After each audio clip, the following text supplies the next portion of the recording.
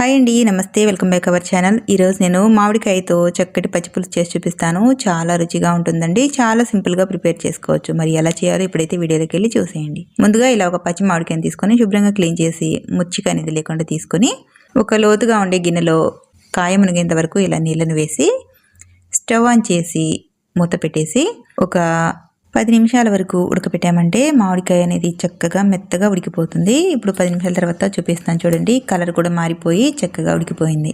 ఇప్పుడు stove off చేసి ఈ మామిడికాయని ఒక చిన్న గిన్నెలో చల్లని వాటర్ వేసుకొని ఈ కాయని అందులో వేసుకోవాలి. ఇలా వేయడం వల్ల కొద్దిగా తొందరగా చల్లారిపోతుందండి. వేడిగా ఉంటుంది కదా. మామిడికాయ చల్లారిలోపు మనం ఉల్లిపాయలు కట్ చేసుకోవాలి. ఒక 2 ఉల్లిపాయలు పెద్దవి ఇలా తీసుకొని చిన్న చిన్న ముక్కలుగా కట్ చేసుకోవాలి. పొడుగ్గా అయినా కట్ చేసుకోవచ్చండి, లేదంటే ఇలా చిన్న ముక్కలుగా కట్ చేసుకోవచ్చు. నేను ఇలా చిన్నగా కట్ చేశాను. ఇప్పుడు ఈ ఉల్లిపాయలు ఒక ప్లేట్లో తీసేసి పక్కన పెట్టేసుకోవాలి.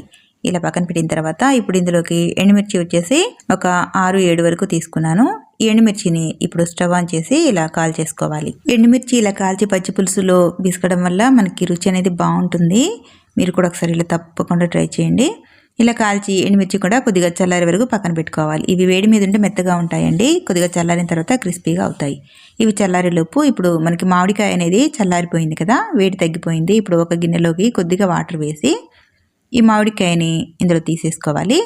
ఈ మామిడికాయ చూసారా ఇలా ఉడికిన తర్వాత పైన కొద్దిగా ముచ్చిక అనేది తీసేసుకోవాలి. ఇలా తీసిన తర్వాత కాయనంతా కూడా బాగా ఇలా మెదిపేసుకున్నామంటే లోపల గుజ్జు అంతా కూడా సాఫ్ట్గా వచ్చేస్తుంది. ఇలా మెత్తగా నలిపేసి ఇలా ప్రెస్ చేసామంటే చూడండి చక్కగా గుజ్జు అనేది చక్కగా బయటకు వచ్చేస్తుంది. ఈజీగా ఉంటుంది. గడ్డలు గడ్డలుగా కాకుండా చాలా మెత్తగా అయిపోయి పేస్ట్ లాగా వచ్చేస్తుంది.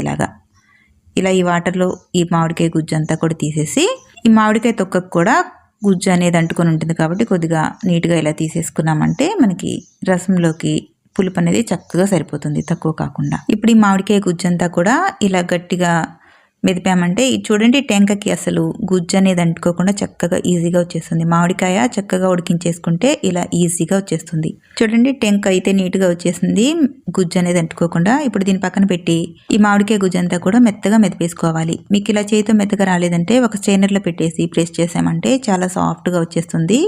ఇలా వాటర్లో మొత్తం కలిసిపోతుంది. ఇలా కలిపిన తర్వాత ఇందులోకి మీరు తినగలిగే పులుపుని బట్టి వాటర్ యాడ్ చేసుకోవాలి. వాటర్ యాడ్ చేసిన తర్వాత మనం కాల్చి పెట్టుకున్న ఎండుమిర్చి కట్ చేసిన ఉల్లిపాయ ముక్కల్ని ఇందులో వేసేసుకోవాలి. ఇలా ఉల్లిపాయ ముక్కలు కొన్ని తీసుకొని ఎండుమిర్చి కూడా పెట్టి కొద్దిగా మనకి టేస్ట్కి సరిపడా సాల్ట్ కూడా వేసి ఈ ఉల్లిపాయలు, ఉప్పు అలాగే ఎండుమిర్చిని ఇలా కలిపి నలిపేయడం వల్ల రుచి అనేది చక్కగా ఉంటుంది. ఉల్లిపాయ స్మెల్, ఎండుమిర్చి స్మెల్ ఇలా నలిపేసి వేసామంటే రుచి అనేది చాలా బాగుంటుంది. స్మెల్ కూడా చక్కగా వస్తుందండి. మిర్చి అలాగే ఉల్లిపాయలు కూడా మొత్తం ఇలాగే నలిపేసుకోవాలి. సాల్ట్ కూడా మీరు చూసి వేసుకోవాలి. ఇలా అంతా వేసిన తర్వాత మరొకసారి ఈ మామిడికాయ రసంలో ఉల్లిపాయలు, ఎండుమిర్చి అంతా కూడా కలిసేలాగా ఒకసారి ఇలా బాగా పిసికేసుకోవాలి. ఇదంతా కూడా చక్కగా కలిపిన తర్వాత పులుపు ఏమైనా ఎక్కువ అనిపిస్తే సరిపడా వాటర్ వేసుకొని సాల్ట్ కూడా వేసేసుకోవాలి. ఈ పులుసుగా మరగపెట్టాల్సిన అవసరం లేదండి. ఇందులోకి తాలింపుని వేసేసుకోవాలి. ఈ పక్కన పెట్టి స్టవ్ ఆన్ చేసి ఒక కళాయి పెట్టి ఆయిల్ కొద్దిగా వేడైన తర్వాత 2 వెల్లుల్లి రెబ్బలు, 1 టేబుల్ స్పూన్ వచ్చేసి పోపు దినుసులు వేసుకోవాలి. ఇవి కొద్దిగా వేగంగానే 2 ఎండుమిర్చి వేసేసుకోవాలి. ఆ తర్వాత ఒక 2 రెమ్మలు కరివేపాకు కూడా వేసి చక్కగా ఫ్రై చేసుకోవాలి. అలాగే కొద్దిగా జీలకర్ర కూడా వేసి చక్కగా ఫ్రై అయిన తర్వాత స్టవ్ ఆఫ్ చేసేసి ఇందులోకి ఒక చిటికెడంతా పసుపు వేసేసుకోవాలి. ఇందులోకి మీకు కావాలనుకుంటే ఇంగువ కూడా వేసుకోవచ్చండి. ఇప్పుడు తాలింపు రెడీ అయిపోయింది. ముందుగా కలిపిన మామిడికాయ రసంలోకి తాలింపు యాడ్ చేసుకోవాలి. ఇంతేనండి, ఎంతో టేస్టీగా సింపుల్గా ప్రిపేర్ చేసుకుని మామిడికాయ పచ్చి పులుసు రెడీ అయిపోయింది. ఇందులోకి కావాలంటే పచ్చి ఉల్లిపాయ ముక్కలు ఇంకొద్దిగా ఎక్స్ట్రాగా యాడ్ చేసుకోవచ్చండి. చాలా బాగుంటాయి. ఎంతో రుచిగా ఉండే మామిడికాయ పచ్చి పులుసు మీరు కూడా ఒకసారి తప్పకుండా ట్రై చేయండి. అలాగే ఈ వీడియో మీకు నచ్చితే ప్లీజ్ ఒక లైక్ చేయండి, మరికొంతమందికి షేర్ చేయండి. Subscribe to my YouTube channel. Thank you.